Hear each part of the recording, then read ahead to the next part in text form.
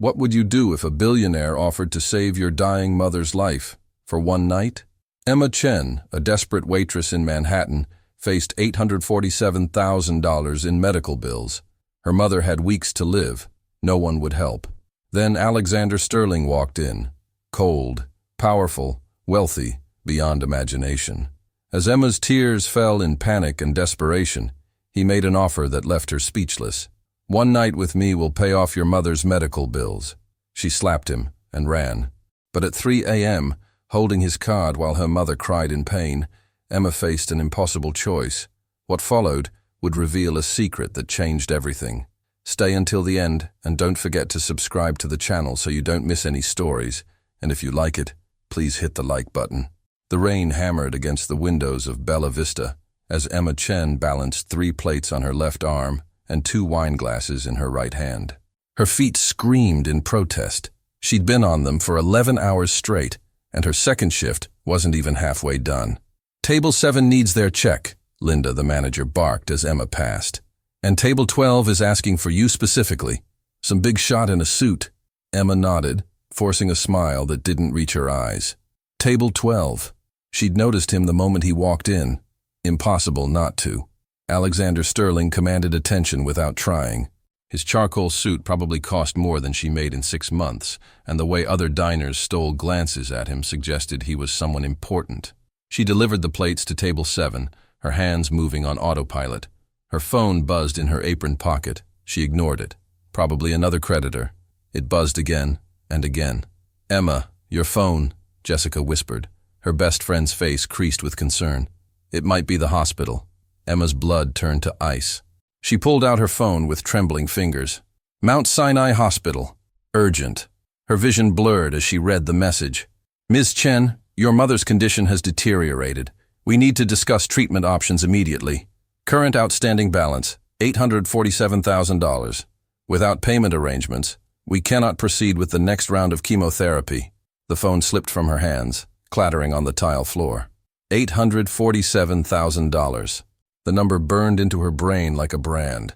Her mother had maybe 2 months without treatment. With it, maybe a year, maybe more. "Emma?" Jessica grabbed her arm. "What's wrong?" She couldn't speak, couldn't breathe. The restaurant spun around her as the weight of that impossible number crushed down on her shoulders. I need air," Emma gasped, stumbling toward the back exit.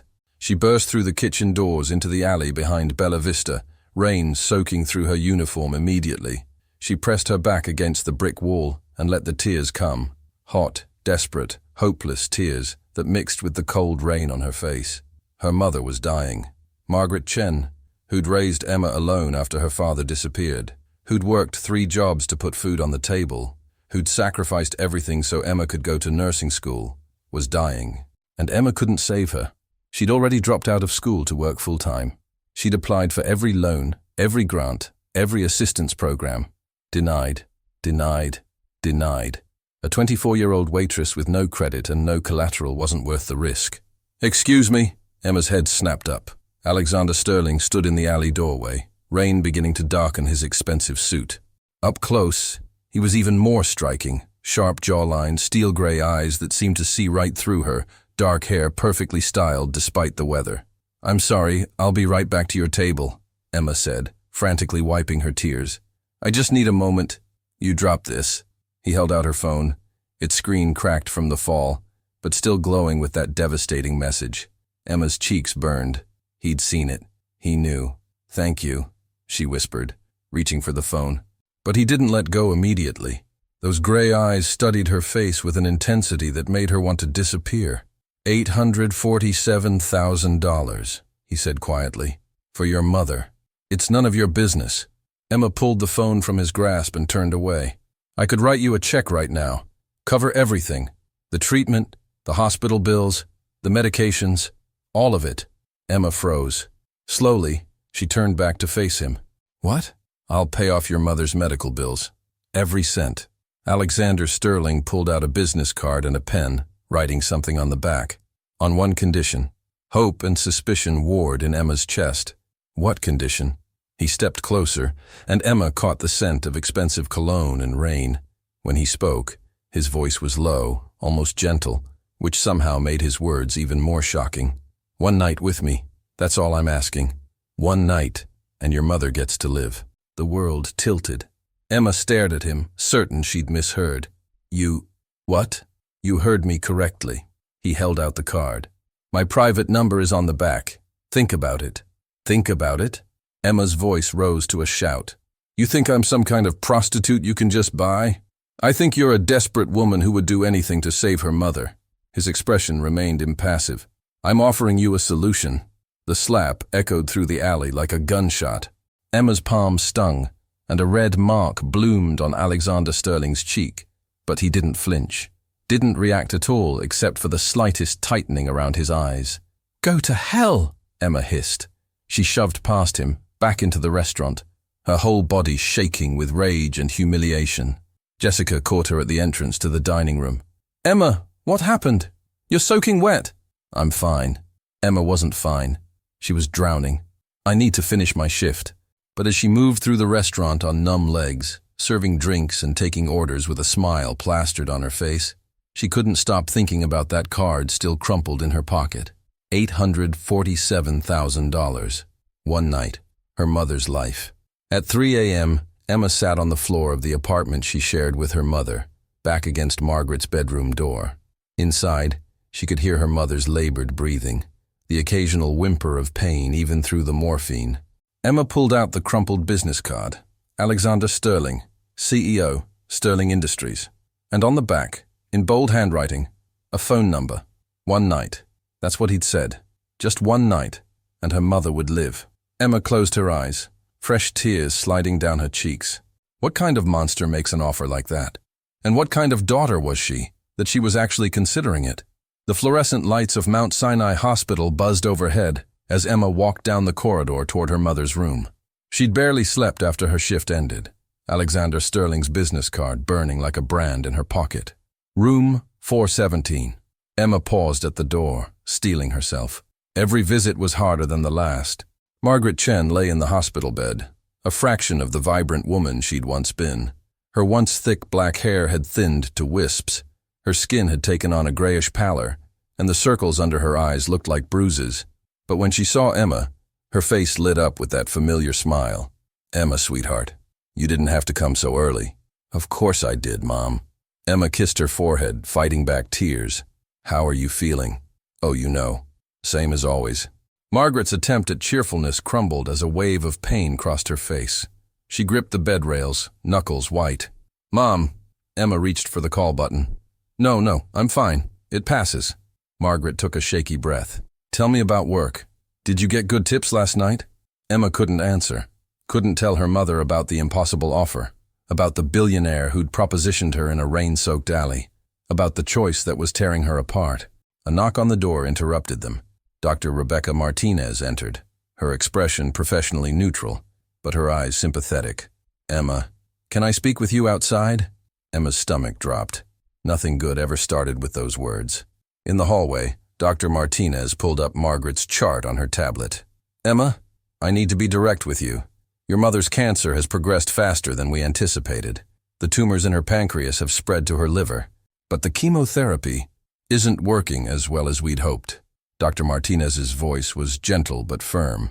"Without the next phase of treatment, immunotherapy combined with targeted radiation, Margaret has approximately 2 to 3 months, maybe less. 2 months. The words hit Emma like a physical blow. "And with treatment," Emma whispered, "with treatment we're looking at extended quality of life, possibly a year or more. There are new clinical trials, experimental protocols. But Emma..." "Doctor," Martinez hesitated. "The financial department has flagged your mother's account. Without payment arrangements, we can't move forward. I'm so sorry." Emma leaned against the wall, the world tilting beneath her feet. She'd tried everything. Every bank had denied her loan applications. Every charity had waiting lists, years long. Every crowdfunding campaign had raised barely enough to cover a week of medications. "How much?" Emma asked, though she already knew the answer. "How much for everything? The full treatment plan, including hospital stays, medications, and monitoring. We're looking at approximately $847,000. There it was, that number again. Impossible, insurmountable. Except Alexander Sterling could write that check without blinking. "I need to think," Emma said. "Can you give me 24 hours? "Of course, but Emma, I can't stress enough. Time is critical here." Emma returned to her mother's room, painted on a smile, and spent the next hour talking about nothing important while her mind screamed with the weight of her decision. That evening, Emma sat in the tiny apartment she'd shared with her mother all her life. The walls were covered with photos, Emma's school pictures, Margaret at her sewing machine creating beautiful dresses for wealthy clients, the two of them at Emma's high school graduation. Jessica had come over after her shift, bringing Chinese takeout that Emma couldn't eat. "You have to tell me what's going on," Jessica said, setting down her chopsticks. "You've been somewhere else all day." Emma pulled out the business card. "A man made me an offer last night." She told Jessica everything, about Alexander Sterling, about the proposition, about the impossible choice she faced. Jessica's eyes widened with each word. "Emma, no. You can't be seriously considering this. My mother has 2 months to live without treatment, Jess. 2 months. But selling yourself to some rich asshole—" "I'm not selling myself," Emma's voice cracked. I'm saving my mother's life, that's what I'm doing. There has to be another way." "There isn't." Emma stood up, pacing the small living room. "Don't you think I've tried everything? Every door has been slammed in my face. This is the only option left." Jessica grabbed her hands. "Emma, listen to me. Men like Alexander Sterling don't just hand out money. What if this is some sick game? What if he hurts you? What if my mother dies because I was too proud to accept help?" Emma pulled away, tears streaming down her face. "What if I have to watch her waste away, knowing I could have saved her but didn't?" The apartment fell silent, except for Emma's ragged breathing. "If you do this," Jessica finally said, "you call me every hour. You share your location. And at the first sign that something's wrong, you get out. Promise me." Emma nodded, unable to speak. After Jessica left, Emma sat on her mother's bed, surrounded by the faint scent of the lavender soap Margaret always used. She picked up a framed photo from the nightstand, the two of them at Coney Island when Emma was 10, both laughing, both carefree. Margaret had given up everything for Emma, had worked until her fingers bled to make sure Emma had opportunities she never did, had dreamed of the day Emma would graduate nursing school and make something of herself. Now it was Emma's turn to sacrifice. At 11:47 p.m., Emma picked up her phone. Her finger hovered over Alexander Sterling's number for a full minute before she finally pressed call. It rang once, twice. "Ms. Chen." His voice was smooth, unsurprised. "I was wondering if you'd call." Emma took a deep breath. "I'll do it." The words tasted like ash. "But I have conditions." "I'm listening." "The money goes directly to the hospital before anything happens. The full amount. And I want it in writing. A contract that says exactly what you expect from me." There was a pause. Then, "Agreed. Can you meet me tomorrow at noon? I'll have my lawyers draw up the paperwork." "Where?" "My penthouse, Central Park West. I'll send a car for you." Emma's hands shook. "Mr. Sterling, why are you doing this?" Another pause, longer this time. When he spoke, his voice was quieter, almost sad. "Everyone has their reasons, Miss Chen. I'll see you tomorrow." The line went dead. Emma sat in the darkness of her apartment, the phone still pressed to her ear, and wondered what she'd just agreed to. Outside, the city that never slept hummed with life. Millions of people going about their lives, unaware that hers had just changed forever. She looked at her mother's door one more time. "I'm going to save you, Mom," she whispered, "no matter what it costs me." The black Mercedes pulled up to Emma's apartment building at exactly 11:45 a.m. Emma had changed outfits 5 times, finally settling on a simple navy dress, the nicest thing she owned. Her hands trembled as she locked the apartment door. Jessica had texted her 15 times already. "Are you sure about this? It's not too late to back out." But it was too late. Emma had already made her choice. The driver, a professional man in his 50s, opened the door without a word. The leather interior smelled expensive, and Emma felt completely out of place as they glided through Manhattan traffic toward Central Park West. The building was one of those iconic pre-war structures that screamed old money. A doorman ushered her inside without question, and she rode the elevator to the penthouse, her heart hammering with each floor they climbed. The doors opened directly into Alexander Sterling's home. Emma stepped into a world she'd only seen in magazines. Floor-to-ceiling windows overlooked Central Park, the autumn trees a riot of gold and crimson. Modern art hung on the walls. Pieces she suspected were originals worth millions. Everything was sleek, minimalist, and cold, like its owner. Ms. Chen. Alexander appeared from a side room, dressed more casually than before in dark slacks and a crisp white shirt, sleeves rolled to his elbows. "Thank you for coming. Please sit." He gestured to a leather couch. On the glass coffee table sat a stack of papers and 2 coffee cups. "I don't want coffee," Emma said, her voice steadier than she felt. "I want to understand exactly what I'm agreeing to." "Of course." Alexander sat across from her, his expression unreadable. "But first I need to be completely honest with you about what this arrangement actually entails." Emma's stomach clenched. "What do you mean?" He slid the contract across the table. "Read page 3, section 4. With shaking hands, Emma flipped through the legal document. Her eyes scanned the dense text until she found the section he mentioned. She read it once, then again, then looked up at Alexander in complete confusion. "I don't understand. This says I'm agreeing to act as your fiancé for 6 months. Public appearances, social events, family gatherings." She looked up, bewildered. "This isn't about, you don't want to sleep with me?" "No, Miss Chen, I don't." Alexander leaned back, and for the first time, she saw something like exhaustion in his eyes. "I need a fiancé. A fake one, that's all." "But why would you say what you said in the alley? Why make me think?" "Because desperate people don't ask questions when they think they understand the deal," he said bluntly. "If I'd approached you and said, 'Pretend to be engaged to me for 6 months,' you would have been suspicious. You would have asked why, investigated my motives, possibly refused. But offering to pay for sex? That's a transaction you understood, even if you hated it." Emma stood up, anger flooding through her. "You manipulated me. You let me spend a whole day thinking I was going to have to—" She couldn't finish the sentence. "Yes, and I apologize for that." Alexander stood too, maintaining his distance. "But I needed to know you were desperate enough to agree, that you wouldn't back out when things got difficult." "Why?" Emma demanded.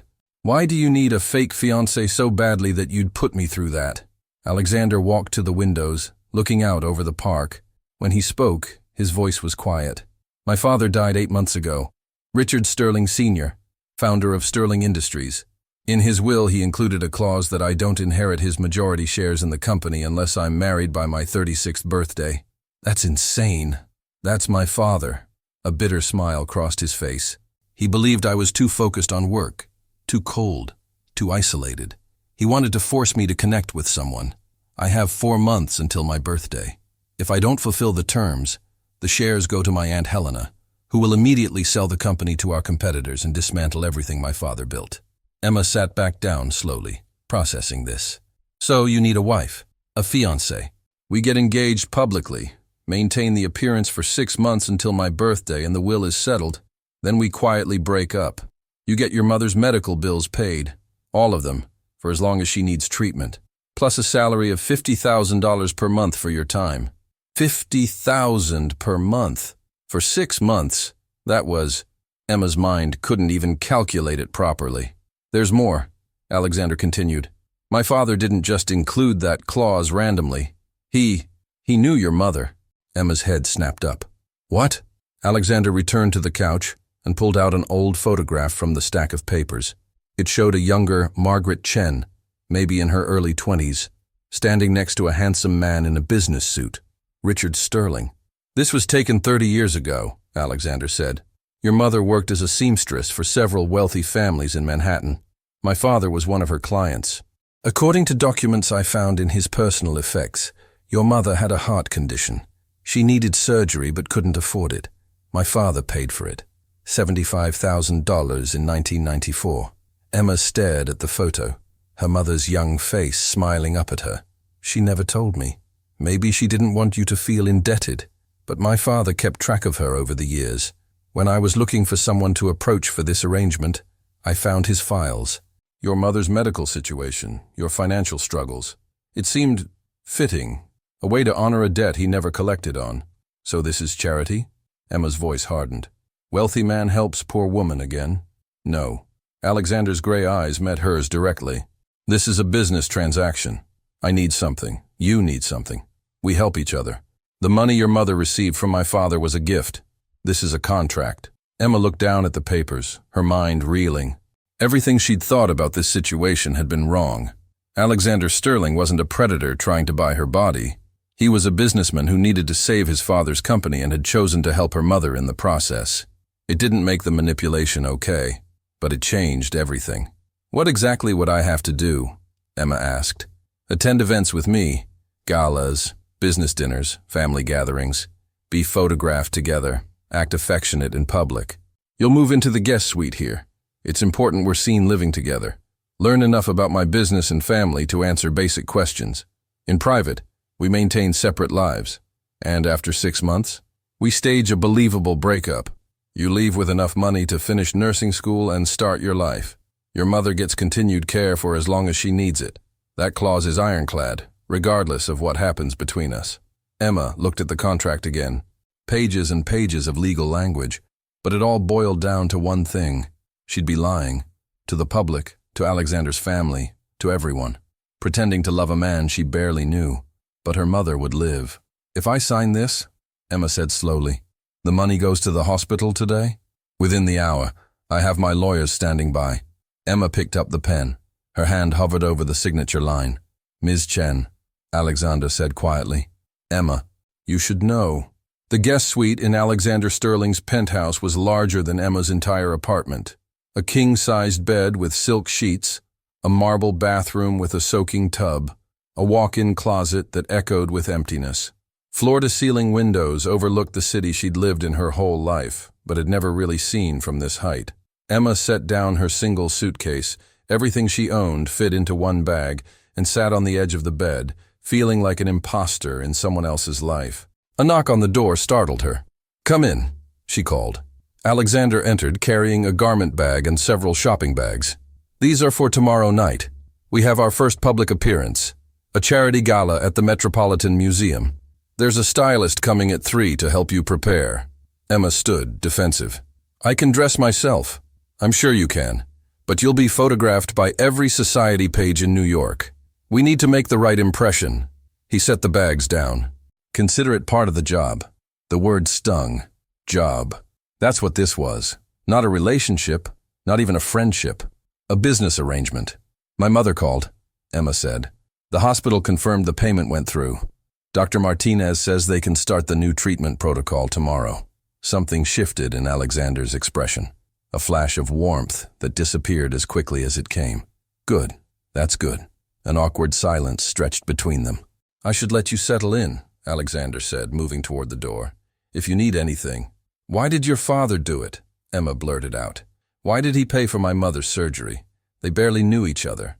Alexander paused, his hand on the doorframe. My father believed in paying forward kindness.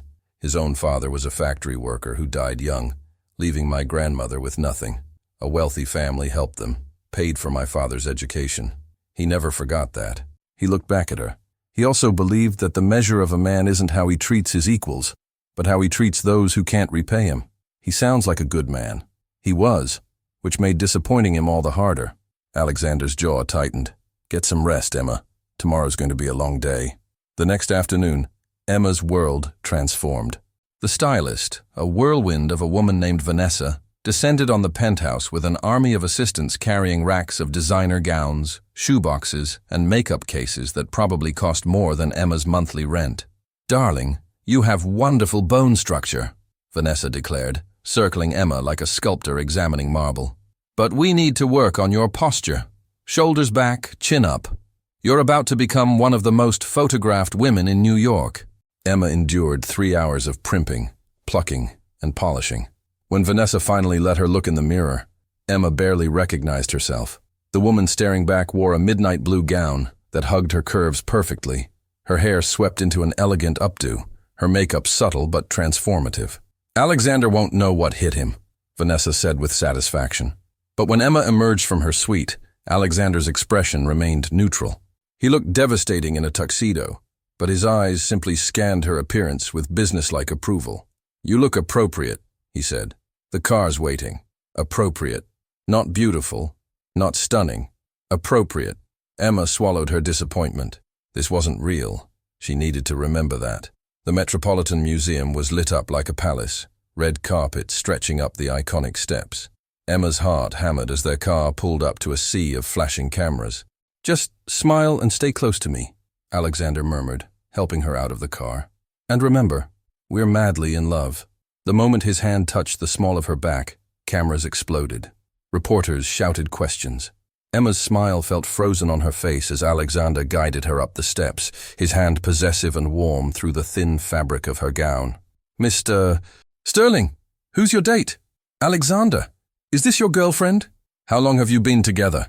Alexander stopped at the top of the steps, pulling Emma close. "Everyone, I'd like you to meet Emma Chen, my fiancée." The word dropped like a bomb. Cameras flashed so fast Emma saw spots. Reporters surged forward with a dozen questions at once. "Fiancé? When did this happen? How did you meet? Can we see the ring?" Emma's left hand suddenly felt very naked, but Alexander smoothly raised it, displaying a ring she hadn't noticed him slip on during the car ride. A stunning emerald-cut diamond that caught the light like captured stars. "We've kept our relationship private until now," Alexander said with easy charm Emma had never heard from him before. "But when you know, you know." He looked down at Emma with such warmth, such apparent adoration, that for a moment she almost believed it herself. Then he leaned in and whispered, "Smile wider. You look terrified." Inside the museum, Emma felt like she'd stepped into another world. Women dripped with jewels that could fund hospitals. Men discussed business deals worth millions with casual ease. Everyone seemed to know Alexander, and everyone wanted to meet his mysterious fiancée. "Emma Chen," a silver-haired woman said, studying her like a specimen. "I don't recognize the family name. What do your parents do, dear?" "My mother was a seamstress," Emma said, lifting her chin. "She created beautiful things for people who could appreciate them." The woman's eyebrows rose. Alexander's hand tightened on Emma's waist. "How refreshingly honest," the woman said. "So many young women try to hide their humble origins. You must tell me, how did you two meet?" Emma's mind blanked. They hadn't prepared a story. "At a restaurant," Alexander interjected smoothly. "Emma was working there while finishing her nursing degree. I couldn't take my eyes off her." "A nurse?" The woman looked impressed. "How wonderful. We need more young people going into healthcare." As the woman moved away, Emma whispered, "Nursing degree? I dropped out." "You will finish it," Alexander said quietly. "That's part of our deal. But for tonight, you're a nursing student taking a break. It sounds better than waitress." Emma pulled away from him. "What's wrong with being a waitress? It's honest work." "Nothing's wrong with it. But these people judge." "I'm trying to make this easier for you. By making me lie about who I am, you're already lying about everything else." His voice was cold. "What's one more detail?" They stared at each other, the gala swirling around them in a blur of music and laughter. "I need air," Emma said, turning away. She found a quiet gallery, empty except for ancient Egyptian artifacts behind glass. Emma stood in front of a limestone relief, fighting tears she refused to let fall. "They're overwhelming, aren't they?" a male voice said behind her. "These people." Emma turned to find a man in his 40s, kind eyes behind wire-rimmed glasses. He held 2 champagne flutes. "You looked like you could use this." He offered one to Emma. "Thank you." Emma took it gratefully. "Is it that obvious I don't belong here? Only to someone who feels the same way." He smiled. "Dr. James Chen. I'm a trauma surgeon at Mount Sinai." Emma nearly choked on her champagne. "Chen? Are we related?" "Probably distantly. It's a common surname." He studied her face. "But you look familiar. Have you been to Mount Sinai recently?" "My mother's a patient there. Margaret Chen. Dr. Martinez is her oncologist." Understanding dawned in his eyes. "Ah, the pancreatic cancer case. I heard about the sudden payment that came through. Everyone's talking about it. It's rare to see that kind of money appear out of nowhere for an uninsured patient." Heat flooded Emma's cheeks. "I'm not judging," Dr. Chen said gently. "I'm glad your mother's getting treatment. I just hope—" He hesitated. "I hope whatever deal you made was worth it." Before Emma could respond, Alexander appeared, his face tight with barely controlled anger. "Emma, we need to go. I was just talking." "Now." He gripped her elbow, nodding curtly at Dr. Chen. "Excuse us. Tentar novamente." The car ride back to the penthouse was suffocating with silence. Alexander stared out the window, jaw clenched. while Emma fought the urge to demand what she'd done wrong. Finally, she couldn't take it anymore. "What was that about? Do you have any idea who that was?" Alexander's voice was ice. "Dr. Chen, a surgeon who treats patients at the same hospital as my mother. Dr. James Chen is also a notorious gossip who sells stories to tabloids for extra income. By tomorrow morning, speculation about how you paid for your mother's treatment will be all over page 6. Emma's stomach dropped. "I didn't know. That's the problem. You don't know these people, their agendas, their games." Alexander finally looked at her. "You can't just talk to random strangers at these events. Everyone has an angle." "Maybe I wouldn't have been talking to strangers if you hadn't insulted me," Emma shot back. "I'm not ashamed of being a waitress, Alexander, and I won't pretend to be something I'm not just to impress your society friends. This isn't about impressing anyone. It's about protecting both of us." The car pulled up to the building. Neither of them spoke in the elevator or as they entered the penthouse. Emma headed straight for her suite, desperate to get out of the restrictive gown and away from Alexander's judgmental presence. "Emma, wait!" She turned, exhausted. "What now?" Alexander ran a hand through his hair, disrupting its perfect style. For the first time, he looked uncertain. "I'm sorry. I shouldn't have snapped at you. You handled yourself well tonight, considering you were thrown into the deep end." The apology surprised her. "Thank you. There's something else." He walked to his study and returned with a wooden box, worn at the edges. "I found this in my father's safe. I think you should see it." Emma took the box, her hands trembling slightly. Inside were letters, dozens of them, yellowed with age. She pulled out the first one, her mother's handwriting immediately recognizable, despite being decades younger. "Dear Richard, I don't know how to thank you for what you've done. The surgery was successful. The doctors say I'll make a full recovery. You saved my life, and I can never repay that debt. I know you said it was a gift, that you expected nothing in return. But I want you to understand what you've given me. Not just more years, but the chance to watch my daughter grow up. Emma is only 2 years old, and the thought of leaving her alone in this world was destroying me more than the failing heart. You are a good man, Richard Sterling. I pray your son grows up to be just like you." Emma's vision blurred with tears. She read letter after letter, updates about Emma's childhood, Margaret's gratitude, and something else. A deep respect and admiration that bordered on something more. "They were in love," Emma whispered. "I don't think so," Alexander said quietly. "At least not in the way you mean. My mother was still alive then, but there was clearly a connection. My father checked on your mother for years. These letters span nearly 3 decades. Emma found a letter dated just 8 months ago, right before Richard Sterling died. Dear Richard, the doctors say it's cancer, pancreatic, stage 4. I know what that means, and I've made my peace with it. I've had 30 good years because of you. 30 years to raise my daughter, to see her grow into a remarkable young woman. She's so much like you, though she doesn't know it. Determined, principled, always wanting to help others. She's studying to be a nurse. I'm so proud of her. I'm writing to ask one last favor. Not for me, I've had my time, but Emma will be alone when I'm gone. She has no other family. If anything were to happen, if she ever needed help, could you—" The letter ended there, unfinished, as if Margaret couldn't bring herself to ask. "He died before he could respond," Alexander said. "But I think this is why he put that clause in his will, why he kept such detailed records about your family. He was trying to ensure that even after his death he could still help." Emma clutched the letters to her chest, overwhelmed. "All this time, I thought we were alone, that no one cared." "You weren't alone. My father cared. And now—" Alexander hesitated. "Now I'm trying to honor that." Emma looked up at him, seeing him differently. Not a cold billionaire playing games, but a son trying to fulfill his father's final wish. "Thank you for showing me these." A loud buzzing interrupted the moment. Alexander's phone lit up with notifications. His expression darkened as he read. "What is it?" He turned the phone to show her. A gossip website headline screamed, "Sterling's mysterious fiancée, gold digger or genuine love." Below it, a photo of Emma and Alexander at the gala, and another photo, one Emma recognized with horror. It was from last week, her in her waitress uniform at Bella Vista, looking exhausted and disheveled. "How did they get that?" Emma breathed. "Someone from the restaurant must have sold it." Alexander kept scrolling. "And look at this." Another article. Sources say Emma Chen's mother received $847K in medical bills paid. Same week she got engaged to Billionaire. Emma felt sick. They're making it sound like I seduced you for money. My Aunt Helena is behind this. Alexander's voice was tight with fury. She's been looking for any excuse to discredit me, to prove I'm not fulfilling the spirit of my father's will.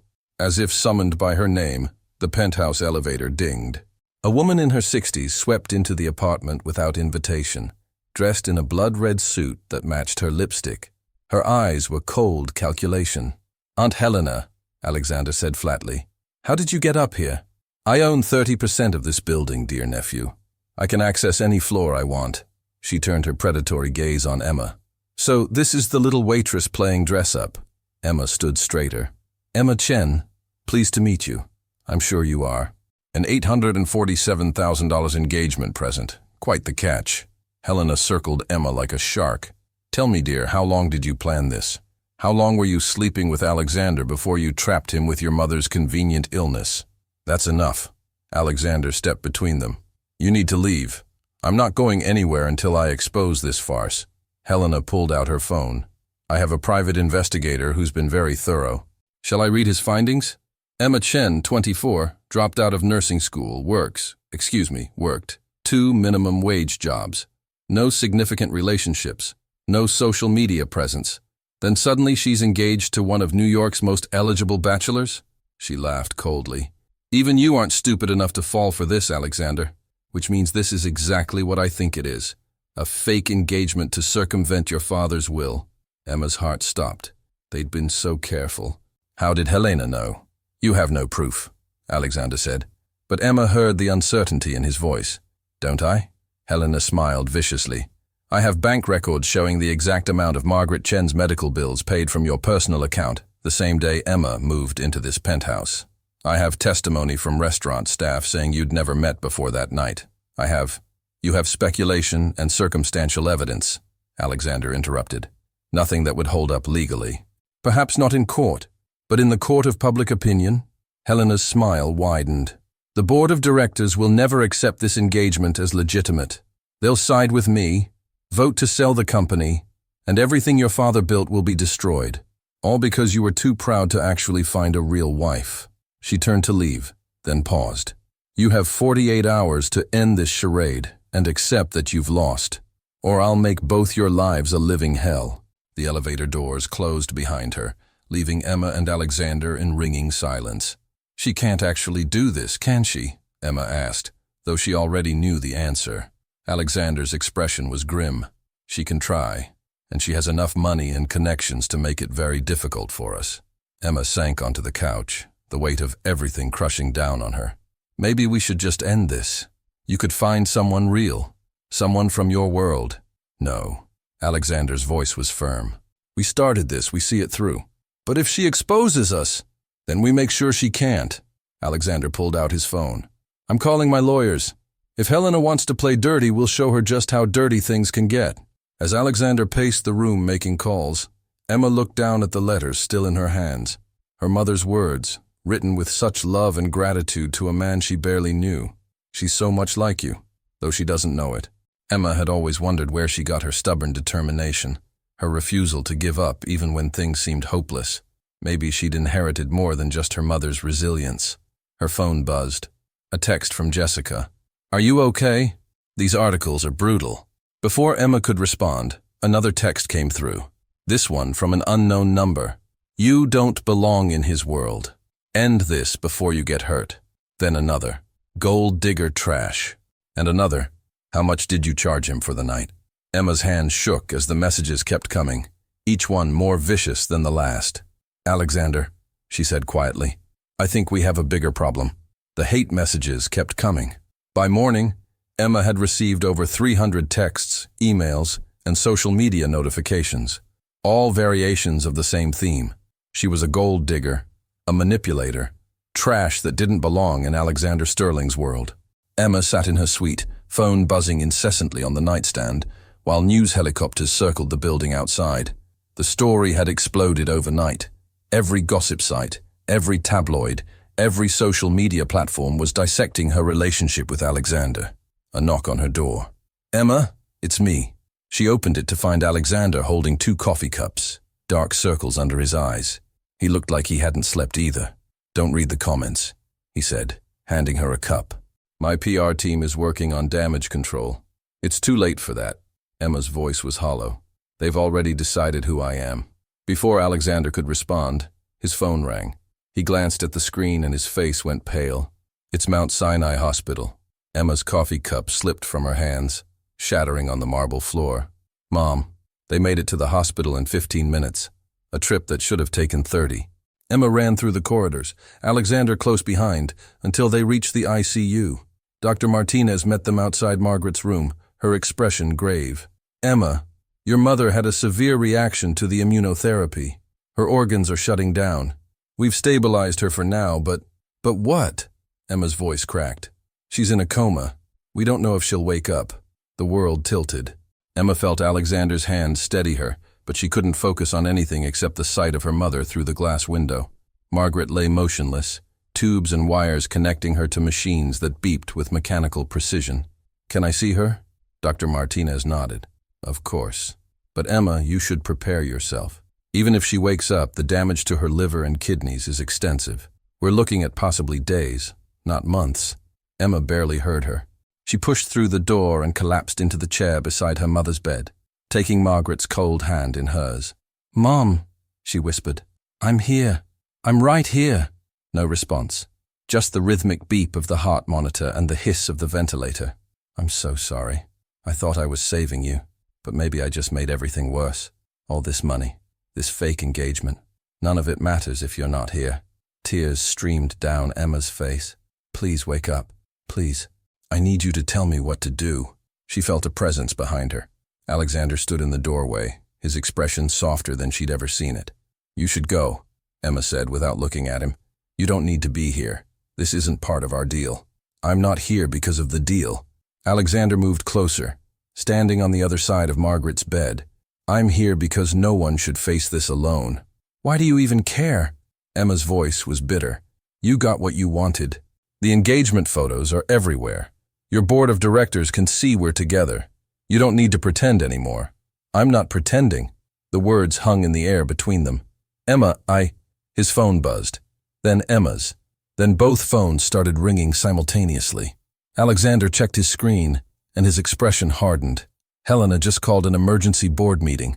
She's moving to have me removed as CEO, claiming the engagement is fraudulent, and I'm mentally unfit to run the company." "Let her," Emma said. "I don't care about any of that anymore." "Emma, my mother is dying." She stood, facing him. "Your company, your inheritance, your aunt's schemes, none of it matters. The only person who ever truly loved me is lying in that bed, and I can't do anything to save her." Her voice broke. "So please, just go. Go fight your corporate battles and leave me alone with my mother." Alexander looked like he wanted to argue, but something in Emma's expression stopped him. "I'll be right outside if you need me." After he left, Emma climbed into the hospital bed beside her mother, carefully avoiding the tubes and wires. She laid her head on Margaret's shoulder the way she had as a child during thunderstorms. "Do you remember when I was 7 and I wanted to be a princess?" Emma whispered. "You made me a dress out of old curtains and a crown from cardboard and aluminum foil. You said I didn't need a prince or a castle to be royalty, that the way I treated people would make me a queen." She closed her eyes, exhausted. "I think I forgot that somewhere along the way. I got so focused on saving you that I lost sight of who I was, who you raised me to be." Hours passed. Emma drifted in and out of sleep, always jerking awake at any change in the monitor's rhythm. Nurses came and went. Dr. Martinez checked in periodically, her expression growing more concerned each time. As evening fell, Emma heard raised voices outside the room. She looked up to see Alexander arguing with someone, a tall man in an expensive suit carrying a briefcase. "Mr. Sterling, the board meeting starts in 30 minutes. Your presence is mandatory. Then they'll have to wait," Alexander said firmly. "Sir, if you don't attend, they'll vote to remove you. Everything your father built—" "I don't care." Alexander's voice rose. "There's a woman dying in there, and her daughter needs—" He stopped, seeming to realize Emma could hear everything. Their eyes met through the glass. In that moment, something shifted. Emma saw past the cold businessman facade to the man underneath, someone who'd lost his own mother to cancer, who understood exactly what she was feeling. The businessman left, shaking his head. Alexander entered the room, loosening his tie. "You're going to lose your company," Emma said. "Probably." He sat in the chair on the other side of the bed. "But my father would understand. He'd make the same choice." "Why are you really doing this?" Emma asked. "And don't tell me it's to honor your father's memory. There's something else." Alexander was quiet for a long moment, his eyes on Margaret's peaceful face. When he spoke, his voice was raw with emotion Emma had never heard from him. "My mother died when I was 16. Ovarian cancer. It happened fast, 6 months from diagnosis to death. My father threw everything at it. The best doctors, experimental treatments, alternative therapies. Nothing worked." He paused. "The day she died, I was at a debate tournament. I was winning, and I didn't want to leave. My father called 3 times before I finally answered. By the time I got to the hospital, she was gone. I never got to say goodbye." Emma's anger melted into sympathy. "Alexander, I promised myself I'd never make that mistake again, that I'd never choose ambition or pride over being there for someone who needed me." He finally looked at Emma. "So no, I'm not leaving. The board can wait. The company can wait. This matters more." Before Emma could respond, Margaret's monitors began beeping frantically. Dr. Martinez rushed in with 2 nurses. "She's crashing," Dr. Martinez said. "We need to intubate. Both of you, out, now." Emma stumbled backward as medical staff swarmed the room. Alexander caught her, holding her upright as they watched through the glass. Minutes stretched into hours. The medical team worked with urgent efficiency, their movements coordinated and desperate.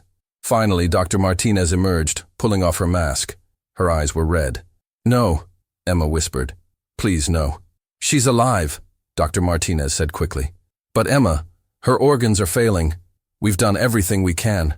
You need to make a decision about how aggressive you want us to be with life support." "What are you saying?" "I'm saying your mother is suffering. The machines are keeping her alive, but the cancer has spread too far. Even if she woke up, she'd be in excruciating pain.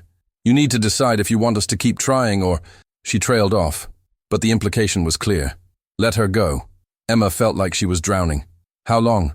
"If we continue aggressive treatment, maybe a week, maybe less.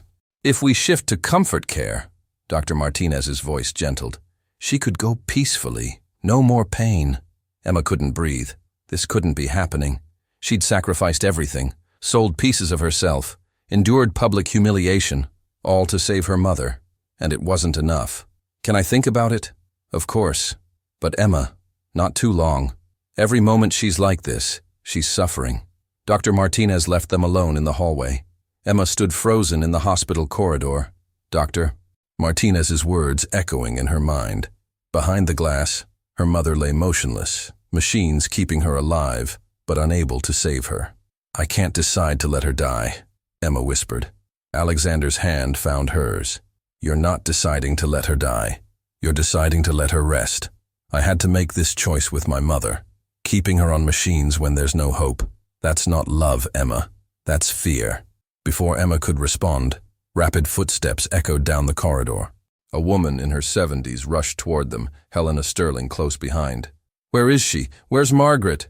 the older woman demanded. Emma stared in confusion. "Who are you?" "Rose Chen, Margaret's sister." The woman's voice broke. "I came as soon as Helena told me. My mother doesn't have a sister. She said she had no family. She lied to protect me." Rose's eyes filled with tears. 35 years ago, I fell in love with someone our family disapproved of. Margaret helped me run away, and our parents disowned both of us. She took the blame. I escaped to California and abandoned her." Shame colored her voice. "I let her raise you alone while I built a new life." Helena stepped forward. "Rose is my oldest friend. When I investigated your mother's background, I found this connection. I thought I was exposing fraud. Instead, I found a story of sacrifice." Emma's legs gave out. Alexander caught her, easing her into a chair. "Margaret sent me updates over the years. Photos of you, stories about your accomplishments," Rose continued. "But I was a coward. I should have been there. I can't undo 35 years of absence, but I can be here now." Emma looked at this stranger who shared her mother's eyes. "I don't know how to let her go. Rose knelt before her. You ask yourself what Margaret would want, not what you want, what she would choose. Emma thought of her mother's letters. I've made my peace with it. I've had 30 good years to raise my daughter. Her mother had been ready. It was Emma who wasn't. I want to see her, Rose said. They entered the room together. As Rose touched Margaret's face, whispering apologies, Margaret's eyes fluttered open, barely conscious, but aware. Mom! Emma rushed to the bedside. Dr. Martinez appeared. A moment of clarity before the end. Would you like me to remove the breathing tube so she can speak? Yes, Emma said. Please. Once the tube was removed, Margaret gasped. Emma, my beautiful girl. I'm here, Mom. Rose? You came. Margaret smiled weakly. No regrets. We both lived the lives we chose. Her gaze found Alexander. Richard's boy. You're good for her. I can see it. Mom, don't talk. Save your strength. For what? Margaret's laugh turned into a cough. I'm tired, baby, but I need to know you'll be okay, that you'll let people in, let yourself be loved. I don't know how to let you go. You carry me with you, in everything you do, every person you help. Margaret's eyes grew distant. I'm so proud of you. Always have been. I love you, Mom. I know. I've always known. Her breathing slowed. Richard, is that you? The heart monitor's beeps grew irregular, then stopped. Emma felt Alexander's hand on her shoulder as she whispered, Goodbye, Mom. 3 months later, Emma stood in Mount Sinai's chapel, wearing her nursing student uniform. The Margaret Chen Memorial Scholarship Fund, funded by Sterling Industries, would provide full tuition for students from low-income families. Your mother would be proud, Rose said, adjusting Emma's collar. Over 3 months, they'd built the relationship they'd both missed. Alexander appeared in the doorway. The hospital board is ready. At the ceremony, Emma spoke from her heart. My mother taught me that true wealth isn't money, but the lives you touch. This scholarship recognizes that the best healers often come from places of pain themselves. After the ceremony, they walked through Central Park. The fake engagement had officially ended, but Emma hadn't moved out, and Alexander hadn't asked her to. I have something for you, Alexander said, handing her an envelope.